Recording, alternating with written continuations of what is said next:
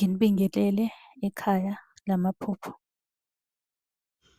Uma umusha la ekhaya sicela ukuthi ushaye u-subscribe ukuze ngokulandelayo ungaphuthelwa uma sifaka ividiyo.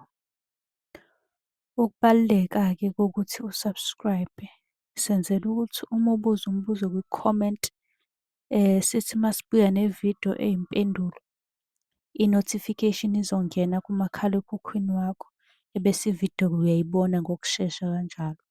Kanti uma unga-subscribe-ile angeke uze ubone nhlobo ukuthi cha, impendulo usuyitholile. Ngakho-ke uma unombuzo buza kwi-comment sizokwenzela ividiyo. Uyakwazi futhi ukusi-inbox-a lapha ku-TikTok, usi-follow-we, inbox ucele inombolo ka-WhatsApp ozobuza njalo kuyona ekuseni uma-ke kukhona isibonakaliso obe naso. Nokubaluleka nje kokuthi-ke uwazi ukuthi ngabe lokho osuke ukuphuphile kubika ukuthini. Ake singene-ke kwelanamhlanje sikuchaza. Mina-ke nginokuphupha imali egqitshiwe, okanye nje igolide okanye umcebo kugqitshiwe ngaphansi. Ngabe-ke lokho kusho ukuthini? Uthole ugqitshiwe ngaphansi komhlabathi.